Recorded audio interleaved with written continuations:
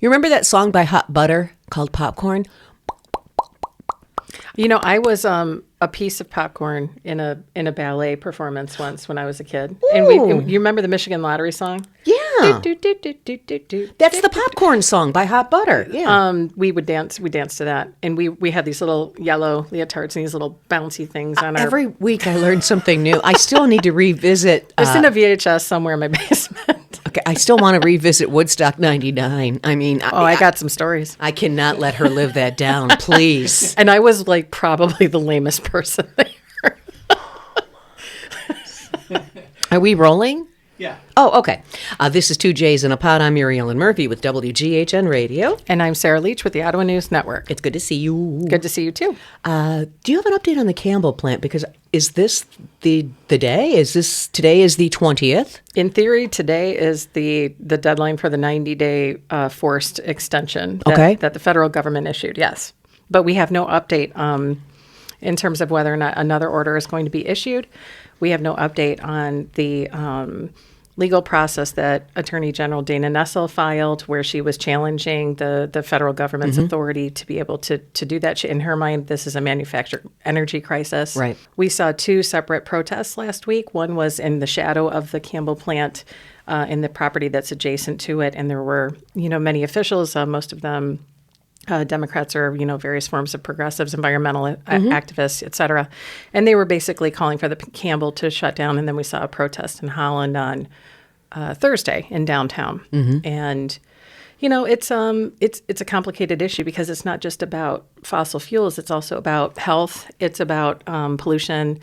It's about the sustainability of energy. And there's a lot of argument about, because conservatives often argue that keeping fossil fuels in play actually bring energy prices down. We're not really seeing that in today's economic climate, pun intended, I guess, because it's actually more expensive to get the coal, to transport the coal, because there's not as many sources as there were 100 years ago when we were in the industrial era.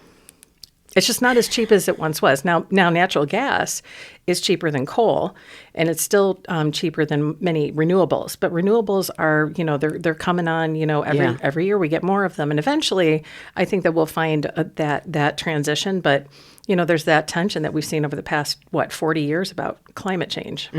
This is this is unbelievable. In Ottawa County Commissioner Doug Zylstra was the lone person to vote no on this. Am I correct? Correct. Yes. That's kind of a complicated issue because former Commissioner Chris Kleinens was at the Campbell demonstration on Tuesday, and he's a Democrat, like Zylstra, and Kleinens was saying, this is on the board's conscience because they, they're essentially speaking for the county. They were urging a delay to push the regulators, agencies in the state to revisit this and to look at this. But the problem is that all of those processes were already completed. Right. Why now? My question is, why now? Yeah, it's just in my opinion, it's naive for them to think that the County Board of Commissioners anywhere USA is going to be able to get any kind of state regulatory agency to revisit a decision that they made 3 years ago. And this was all part of a settlement, with Nessel and consumers in 2021. I mean, this is all, old business. It's done. Okay, so then why now? Was it more to say Trump's going to stick it to you, consumers' energy? Because that's how it feels to me. Right. Well, we had, the Ottawa Impact Group that was in control of the board in 23 and 24. And so they are much farther right than the moderates that are in the majority now. And so they were really pushing to try to petition the Trump administration to intervene. Now, I don't think anyone ever actually took this seriously, but I think that they made a few inroads to try to use this as a test case to see if they could maybe do things like this across the country with other energy facilities. It just happened to be the right facility at the right time and the right topic and the right flashpoint that kind of capitalizes on those political points. But then you have the Board of Commissioners, and I think that the majority of I think that they have valid concerns. I think it's their job to be paying attention to reports that come from watchdog agencies saying, hey, we have concerns about brownouts and blackouts. But then when you ask Consumers Energy to come and answer your questions and Consumer says, no, it's okay, we got this, I don't know why you don't believe them. I don't know why you then still go through with the vote to urge a delay just to be on the safe side. That's the part that confuses me. Yeah. I think it's fine to advocate for your constituents. I don't necessarily put all the blame on them in terms of the position that we're in right now, but that part of it doesn't make sense to me. So we don't know what's going to happen. Correct. Wow. Yep. Hopefully we'll have an update by next week. I mean, the day is young. It's only noon on Wednesday, so That's true. yeah. Okay. Wow. But hey, that when that federal order came out from the Department of Energy, I remember it was a Friday night.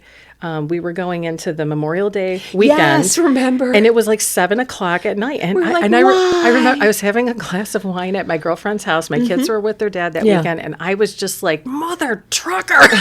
Yeah. I had to drive home and didn't take care of and it. I was like, the Friday news dump is so stupid. Yeah, I know. so, it is. yeah. It is. It's just so stupid. Well, that's interesting. Wow. And it's made national news. Weren't there national outlets at this protest at the Campbell plant? Yeah, there was a reporter from The Guardian because I was like, who's the British dude, And so we saw a lot of reporting from the Washington Post and the Daily Beast and Politico over the last couple of years, just because of all the political turmoil that's been happening in the county. Okay. But yeah, this is considered by many to be a test case about the Trump administration's testing the waters in terms of further extending that reach of the executive branch, because we've seen a huge expansion in executive powers in this administration. And so they're trying to test out the court system to see whether or not this is something that they actually can do widespread. Okay. Yep.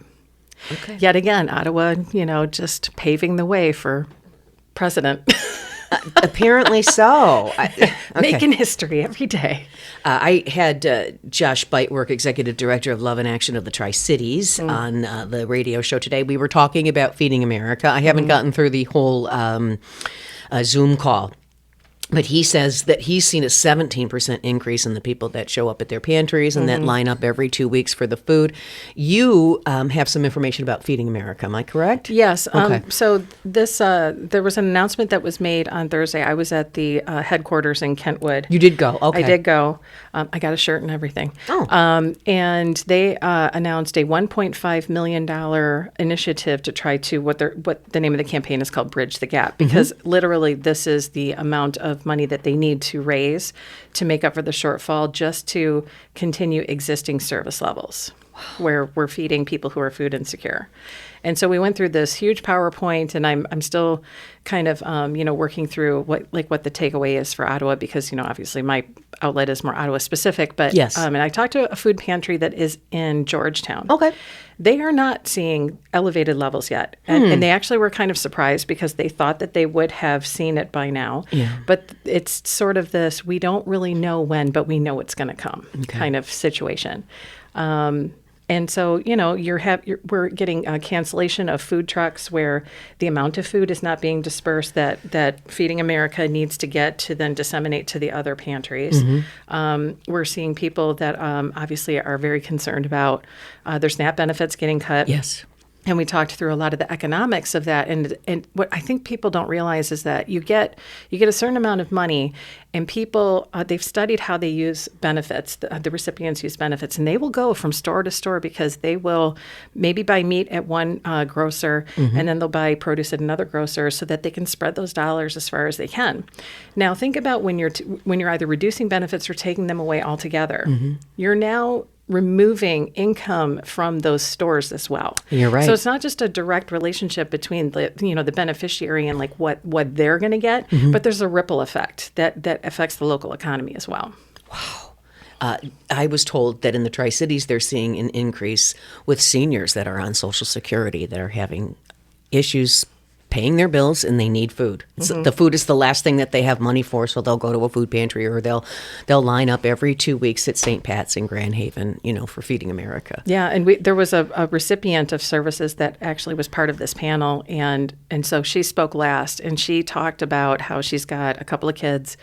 The oldest and the middle schooler have to negotiate with their coaches to get adequate gear for the sports that they want to play, and they have to barter with their coaches in order to work off what they can't afford because the family just can't manage it. And I'm telling you, she walks us through this whole scenario of like all of this hardship and you can just picture these kids having to go through that and the shame that is attached to those kinds of experiences and conversations.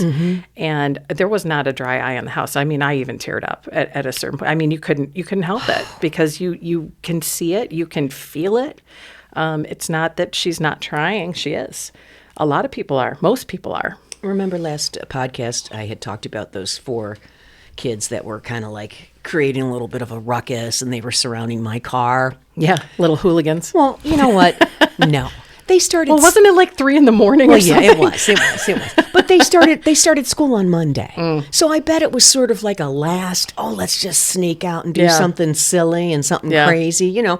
But I was, I played hooky on Monday. I wasn't feeling well. And I sat on my porch and I watched the buses go by and the parents drop their kids off. And I just thought, oh my gosh, I'm so glad I'm out of those years. Your kids are going back to school. Yeah, thanks for bringing that up. Well, why don't you give me a nice paper cut and pour lemon juice on it? Ooh, ow. All right. Do you want to hear my... I'm running the gauntlet this week, and I am not okay. All right. Do you want to hear my school supply list from 1980? Does it involve like where you have to like hand sharpen the pencils? No. With knives? Well, is it a one-room schoolhouse? She's going to get it. I'm telling you. Okay. At the top of the list was a lighter. What? Yeah, for those Newport lights. Calvin Klein jeans, a Bic pen with the 4 different colors, red, black, green, blue, 1 folder, 1 pencil. Art supplies were provided for, theater was provided for, and I wrote on here hemostats, which is just another word for a roach clip. Why did I... I'm so sorry. Look, it was 1980. Yeah. It was 1980. I had tickets to see Led Zeppelin at... the Silver Dome, and then John Bonham, the drummer, died, and so they canceled the tour. It was 1980. And then that following year, I went to college, and I got to vote. But how long is your school supply list? Because I think about people that are struggling right now, and it breaks my heart. Yeah, so here's the thing. I have always been a rigid follower of the recommended school supply list. Check. I'll even get like the bonus stuff with all the tissues. I got to tell you, I'm not following the list this year for the first time ever. Okay. And Why this year? Well, it's not, I mean, sure, expenses are a factor, but I have found, and I don't really understand the rhyme or reason of what goes into these lists because I usually wait for the specific list from the teacher, not the recommended one of just grades 1 through 4 that some agency, says would be a good idea. They're so super specific. Have 3 folders. One has to be red and one has to be yellow and one has to be purple. Well, I have to go and I have to try to find, you can't find them all in one color. No, you can't. You got to buy the rainbow of colors. Now you got 6 folders that you're never going to use. Oh, no. And I put them dutifully into each backpack, and at the end of the year, they are in the pristine condition that they were because they were never freaking used. And I don't understand what I mean. Is this like some sort of weird like torture for parents? Like, why? Just why? So I'm kind of playing it a little bit by ear, different this year. Yeah, because I'm tired of buying stuff that goes to waste. I hate having things go to waste. What about now? My kids wore uniforms. I wore, which was great. They would fight me on shoes. The shoes and hair is how they would try to show who they were. Do you fight with the kids? I could see. Well, do you fight with the kids about clothes? Harper, yeah. Oh, I can see it. Okay, Yep. because she's a fashionista and she knows how to accessorize. Well, too. she really, and she's a skinny mini, and so she's got a body type where she wants to pull off little short crop tops, and I'm like, oh my god, you're way too young for this. I know what you mean. Yeah, and it violates dress codes, and so we talk about it every year about that. The other two, not. I mean, I'm lucky if I can get Ben to have matching pants to a shirt. I know. Boys are just, they don't care for a long time. They go through a period where they don't want to shower. And, we're solidly in that. Okay, they don't want to do their hair, and you're just like, oh my gosh, it's picture day. Can you please put? Well, and speaking of which, I have picture day for 2 of them today. So we've already done Harper, and we're doing Ben. It's the middle school. August. They're all tan in their pictures. I know. Oh my gosh! See, Yeah. I'm living this through you because Because you need a school ID, and You're so right, you you need need your a school school picture ID. for that. Okay. And so you have to get their Chromebook. You've got to, do the locker combination to make sure that they can open their You're right, locker. you're You right, got to right, walk right. the schedule, and then it's like, okay, this is your schedule. This is what we're doing. Here's your teacher and the teachers. So it's kind of like an open house. And then Yeah, you got to you're go right. get your picture taken, and that's used for purchasing stuff at the cafeteria. It's used for field Right, trips. right, It's right, used right, for all right. sorts of things. Did you carry a backpack in school? I did. I didn't. I did. Okay. That was back in I was in school in the 80s and 90s. Yeah, And so I You probably had Lisa Frank folders, didn't you? Well, that's when they were just coming out with the research about like the hunchback, because you have like 30 pounds of books because we didn't have laptops. I know. I mean, laptops didn't come out until I was into college. Yeah. So yeah, and then I was too poor to buy one. So I used to weigh my kid's backpack, and I'd be like, "This is ridiculous. This Yeah. weighs 25 pounds on a third grader's back." Yeah. No. yeah. And, No. and now everything is super high tech if it works. I mean, I got the Yeah. Chromebook. I went to go log my middle one in, and the password doesn't work. So I take it back to the geez. cafeteria, and I said, what the French toast? And they said, oh, well, they're still messing around with that. Should be working by the end of today. And I'm like, oh, so when it doesn't work and you're not here, what am I supposed to do? Because I can already tell you that this is not going to work. Also, it should work by today. And your kids, Like when I'm picking it up, it should work. oh my god! Because you have to program in their emails accounts to your phone, because now I have to monitor the email of an 8th grader and a 5th grader because they're too young to have that sort of, Yeah, you're right. diligence, and they get emails every day. I don't even think my parent. I don't think my parents went to one parent-teacher conference. You guys, I got my report card and put it on the table, and that was it. Yeah, I mean, either you there got were, rewarded or punished, right? Yeah, there was Right. no. What do you want to be when you grow up? You get a job with benefits and a 401k. That's Here we are with liberal arts degrees. well, right. My mom. Turns out she was right. I should have got a job with benefits and a 401k. I know. I really went into the wrong line of Oh work. my gosh. Should have all become investment bankers. Oh, Yeah, for venture crying out capitalism, loud. Bitcoin. I know. Should I'm looking for a part-time side hustle. If anybody listening needs somebody to answer their phones, do some data entry work, something like that, 3 days a week, flexible, I'm available. I'm just throwing it out there. You should make like radio commercials for businesses because you have the radio voice. It's not that, I thought of that, but people are like, oh, we don't advertise. We don't need to advertise. Yeah, you do. Interesting. I think everybody needs to advertise. I think everybody needs to advertise. I'd like to do message on hold. That would be fun. Oh, that would be. Hi, thank you for calling 2 J's and a Paul. For Sarah Leach, press 1. And then you got to say it in Spanish. Oh, no, that's not happening. That's not happening. I have a friend right now that's kind of, looking for a job, and he's working at a factory right now. So he's going through the motions at work, but he's looking for a sales job, and it's just become, Sales is even harder than it's so, journalism. It's Oh my just gosh. so difficult because, if you look at my resume, you know how old I am. So he's changing up his resume. He's interviewing with people that he's old enough to be their father, and I'm like, I know, I don't know what to tell you, man. Just keep trying. Ageism is a thing. Oh, it's a Yeah. huge thing. I just had a conversation with a girlfriend of mine, and we worked at the Muskegon Chronicle together, Yeah. 20 years ago. But she's having difficulty with ageism because she just turned 50. And I said, are you putting when you graduated from college? And she says, well, I put the year. And I said, don't. No. Just say that you have a degree from, Central, and that's leave it at that. Yeah.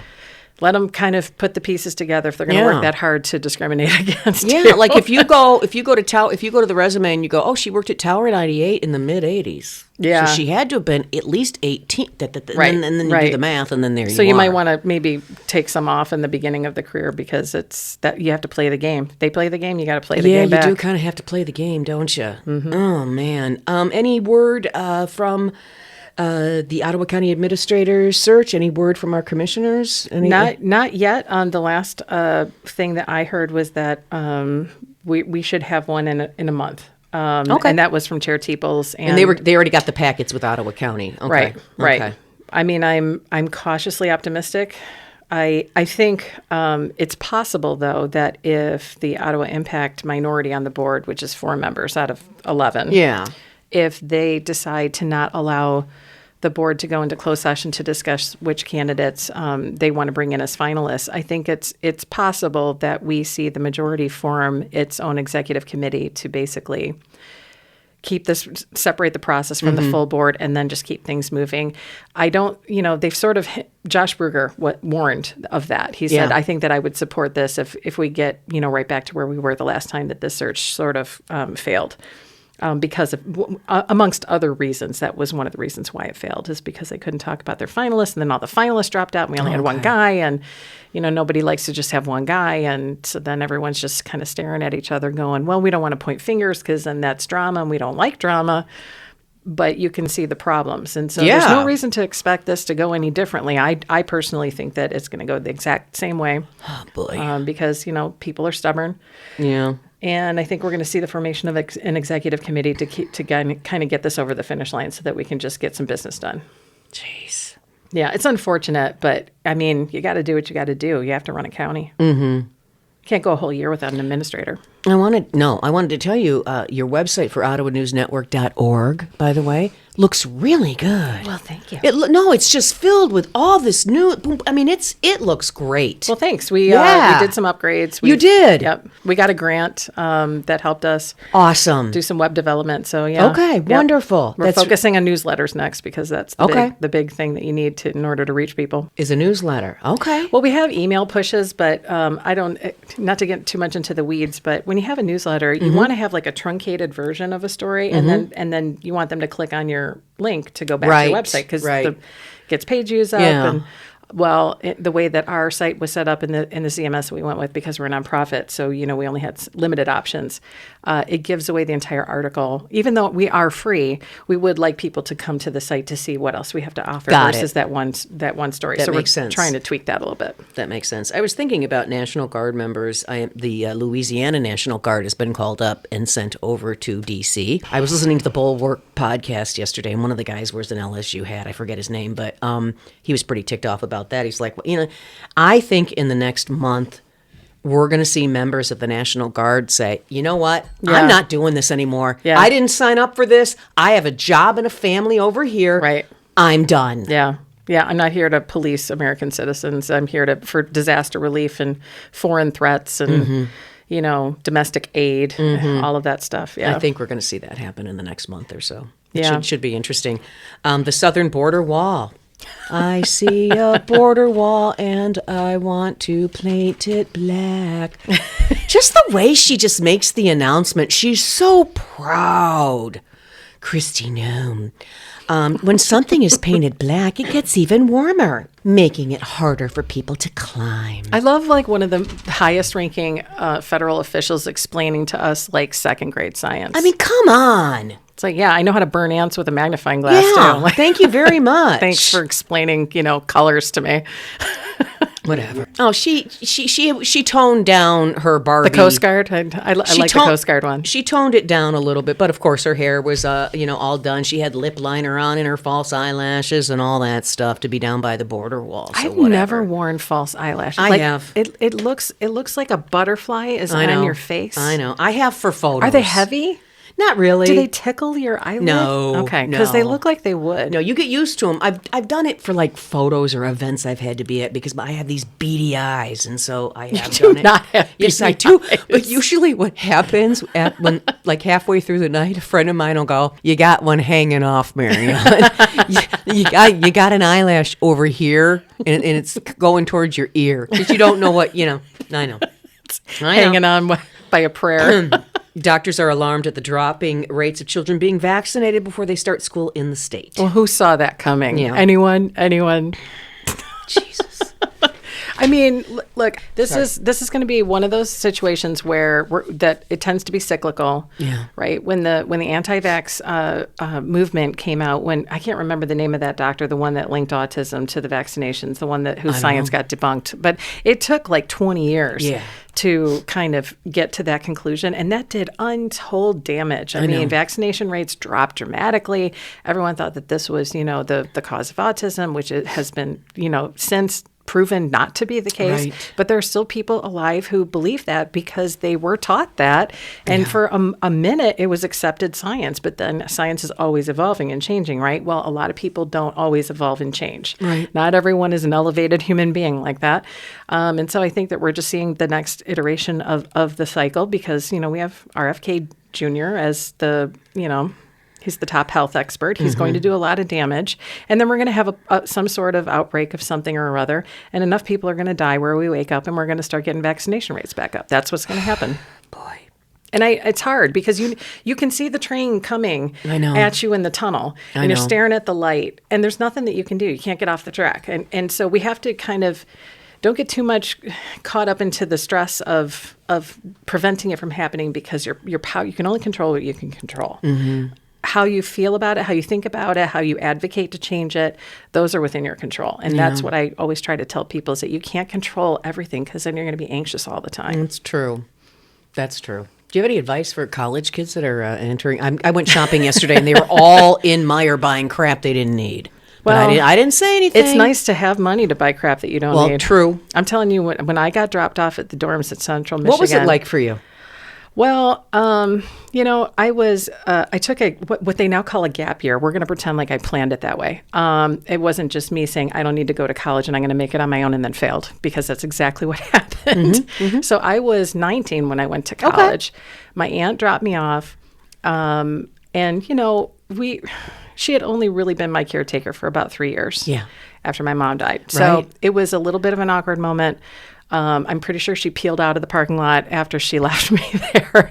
And I didn't come home until Thanksgiving. Wow. I just had a more, kind of like what was traditional back, 30, 40 years ago of an experience versus sort of this helicopter parent. Right. Like when I see going on like with when a lot you of came people. home for Thanksgiving, you probably put a note on the dorm wall. Who's heading to Metro Detroit? Well, the first time I came home, my aunt had converted my bedroom into a study, and I had a pull-out couch, and I was like, "So, hope college works out." Oh my! And she was like, "Do you get the message?" I'm like, "Loud and clear." Yeah, yeah. Ironically, I did stay home with her. I think it was 2 summers after that. I did a summer internship at the Detroit News as a copy editor. Okay. Yeah. My partner works for Davenport University, and he answers the phones, and it's something that he can do from home. And he's getting a lot of calls from parents, and he has a real nice speaking voice, and he'll say, you may want to have your son or daughter call back. Mm-hmm. In other words, you shouldn't be calling for them. Yeah. I know. That's so. I walked. I mean, come on. I walked my oldest, who's 13, Yeah. Into the bank yesterday. Oh, you did? And so he has we opened a savings account for him, and he had the $25 from being the beach banana. And so I walked him through making out a deposit slip. Yeah. And I said, put the date, and he writes out the whole word of August, and I'm trying not to correct him. And then he puts, the 19th. Uh-huh. And then he just looks at me and I said, also the year. And so I'm kind of like, trying not to laugh. And the bank manager whoever that person is who lingers and hovers in the bank lobby, comes over and he says, you'd be surprised. I have people who in their 30s who don't know how to do this correctly. He's like, good for you, buddy. And I said, no, I'm walking him through the process. Good job. So that, because I didn't know how to change a tire. I know. I didn't know how often to change my oil. I know. I got zero car maintenance guidance from anyone. I didn't know how to file my taxes. There you go. And so I'm trying to think of the things that I didn't know. Mm-hmm. But just something as simple as making scrambled eggs. Yeah. I taught him how to make scrambled eggs. Awesome. That's awesome, Mom. Just simple things like for that. survival. Yeah. Yeah, you're right. How to do laundry. We're still working on folding, but at least you can get it clean. Well, at some point they'll be old enough to stay at home in the summer and at night or whatever. And so, you want to make sure that they do know how to do those things. And I'm going to be exhausted. You are. Oh my gosh.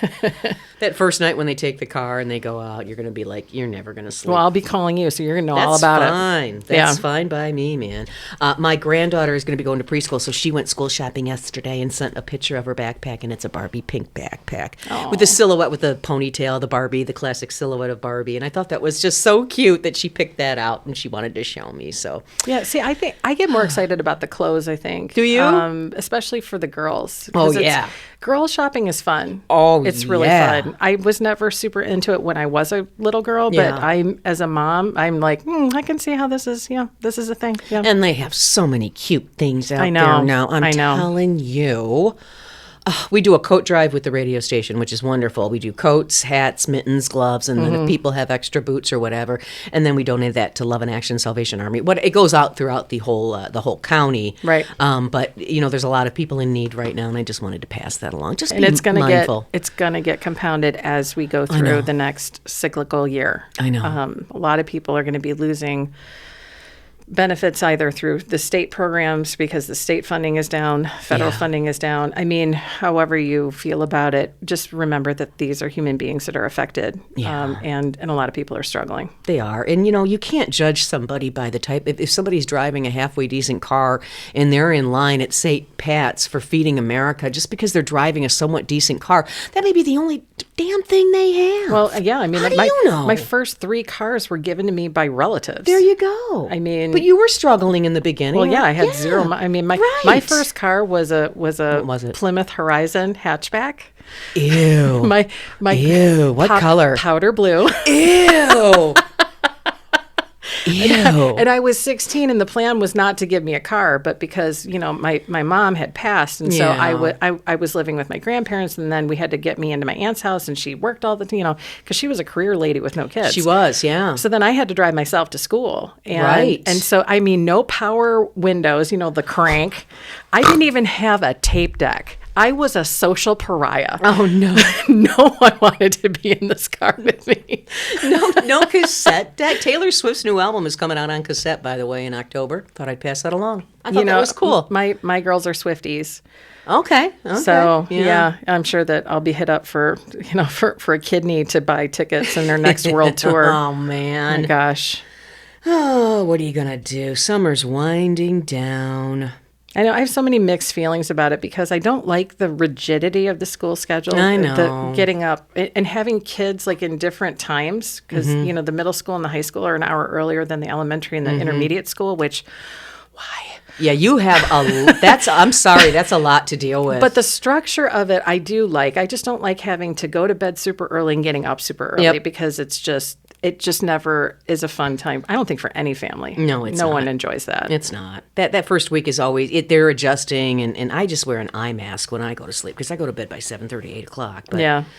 Well, I think that wraps us up. In 1980, when I was heading into my senior year, I made $3.10 an hour at McDonald's. We had just introduced the chicken sandwich, and we opened the drive-thru. And because I was so good on the mic, I got the position at the drive-thru. Isn't that awesome? I want to think, let's see, my first job was at a movie theater Ooh, in St. Clair Shores, and I made $4.25 an hour. nice. And that was in 94. Wow. Did you get free movie tickets? No. At least I got free fries. We got free popcorn and free fountain beverages. Yeah. And we got a discount on tickets, which I just thought was outrageous at the time. And the matinee, I think, was like maybe $5. Yeah. Okay. And now it's like, I don't know, it's like $300 or it's something to go to unbelievable. any movie anywhere. know. And you have the reclined seats and you've got, alcohol and I I'm like, know. what? I don't even understand what movie theaters are anymore. Gas was under $1. I remember that when I first started driving. Yeah. We used to have movie theaters in Metro Detroit. The Punch and Judy is one in Grosse Pointe, where they would show like art films and rock musicals and stuff, and you could smoke in the balcony. Oh my gosh. I know. Did I tell you that my mother used to take me to the Fox Theater in downtown Detroit to see old movies? No. Yeah. We would Your mom was a really cool I know. lady. She was super cool. I mean, She was. You would have loved her. I know I would have. I saw the original Robin Hood with Errol Flynn. I had to read real fast because I was like 10, and I'm like, what is subtitles? Now, what's really funny is that the kids actually watch movies on Netflix and Amazon with subtitles on. It's a whole thing. My grandkids do that. Yeah, It's a whole thing. Yes.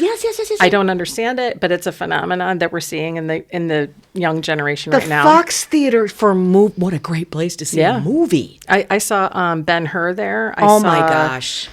Gone with the Wind. Wow. Yeah. Your mom was a cool lady, man. She was a cool lady. Although her taste in movies, while I appreciate the classics, boy, those were depressing movies. Yeah. I mean, Casablanca, I'm walking out going, why? I know. Why is this your favorite movie?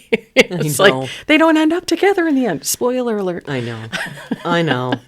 Oh, well, what are you going to do? Yeah. One time in the late 60s, I snuck into my brother's car, his Mustang. I snuck in the back seat, and he went to the drive-in to see Jane Fonda in Clute, and I was in the back seat. Oh, did they discover they you? discovered me. My because they tried to go into the back seat? Well, yeah, and my head popped up, and they're like, "Whoa, Mary Ellen, what are you doing here?" I wanted to be with you. How old were you? Oh, well, let me think. When did Clute come out? 7, 8? Oh, my gosh. Oh, yeah. And your parents? They were in bed. Our child is missing. I know, you guys. It's a wonder, isn't it? I mean, my gosh. But anyway, Clute with Jane Fonda, and I remember watching it going, oh, I like her haircut. I was thinking, I like her haircut. I didn't know what was going on. All right. Who wants to take us out? Ready, babe? Woo! She looks just like you. Oh, my God. That little... One of my friends said that it was like somebody copied and pasted my face. Yeah, that little smile. And she's so cute. She's so cute.